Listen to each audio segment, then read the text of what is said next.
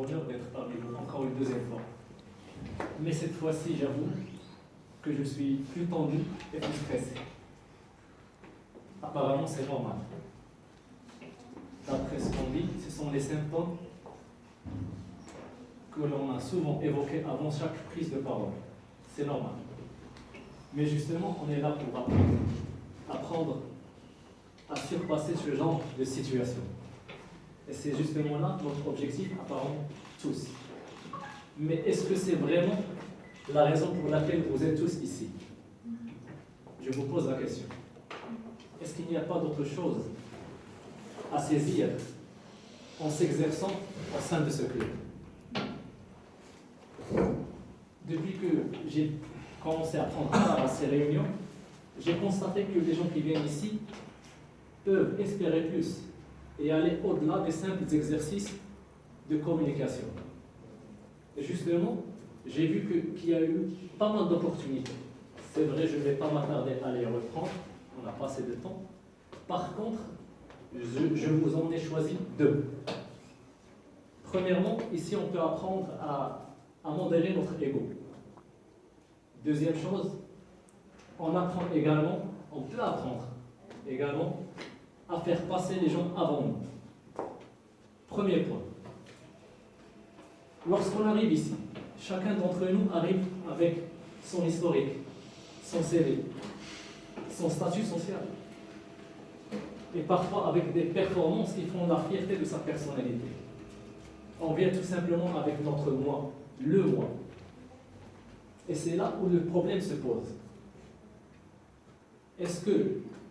Combien de personnes parmi nous est capable de rester zen, de rester tranquille, de rester serein lorsqu'on lui jette des critiques au visage, des observations?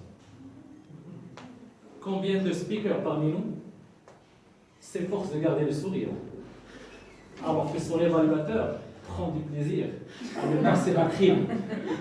Il commence à creuser, à remuer le couteau dans la plaie. Et le pauvre speaker, il reste pétrifié. Essayons de garder son fair play. Je pense que c'est un peu caricatural, c'est exagéré. Mais est-ce que ce n'est pas exactement cette scène qui se reproduit dans les soutenances, dans les débats, dans les tables rondes, lorsqu'on est dans une réunion à huis clos avec mon supérieur et qu'on doit lui remettre des comptes? Je vous pose la question encore une fois. D'ailleurs, Albert Einstein avait parlé de ce sujet en disant que nous passons notre temps à modeler et à couper nos cheveux, alors qu'on oublie le plus souvent de modeler et de couper notre ego. Et c'est justement là où réside le rôle de ce club Toastmaster. Ici, on apprend à admettre nos erreurs, à accepter la critique, à faire des concessions. Et c'est très important pour les personnes qui ont décidé d'aller vers l'avant. Alors, Rasul sallallahu alayhi wa sallam avait dit que deux personnes n'apprennent jamais, al-mustahi ou al-mutakabbir. Deuxième point. Ici, on apprend également à faire passer les gens avant nous. Chacun le fait à sa propre manière. Il y a des gens qui sacrifient leur temps. Il y a des gens qui se portent à la disposition de leurs camarades. Il y a même ceux qui le font par le sourire. Est-ce que vous imaginez ce que représente un samedi après-midi pour une personne qui a bataillé tout au long de la semaine, sous pression, sous stress?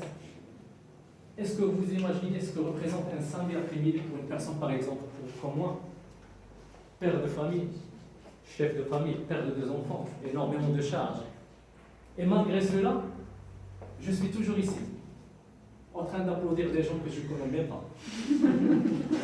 Et pire encore, je participe à des choses bizarres que j'ignore. Je ne connais même pas ce que c'est. Pourtant, je suis là, je me pointe chaque samedi après-midi ici, non seulement pour apprendre, mais surtout à apprendre, à apprécier, à encourager la réussite des gens avant moi.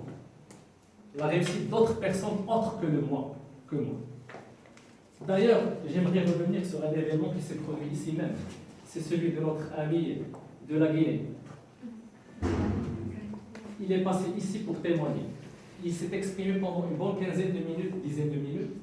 Il n'a à aucun moment fait référence à ses exploits en prise de parole en public. Par contre, il s'est attardé à décrire les rapports affectifs qu'il a pu développer avec les membres du club. Et c'est significatif. Pour conclure, lorsque j'évoque ces deux points, je ne vous apprends rien de nouveau. Chacun d'entre vous s'identifie déjà à ses valeurs, à ses principes, à ses qualités. Mais j'insiste que vous êtes ici en train de vous forger un état d'esprit qui vous accompagne là où vous allez. C'est pour cette raison que je qualifie le Toastmaster comme une sorte de stimulateur des valeurs, des qualités que chacun d'entre vous porte déjà en lui. Et justement, j'insiste sur le fait que le Toastmaster ne peut être un simple atelier, c'est bien plus que ça, et plus que vous pouvez l'imaginer. Et d'ailleurs, je vous invite tous à en profiter au maximum et sans modération. Merci.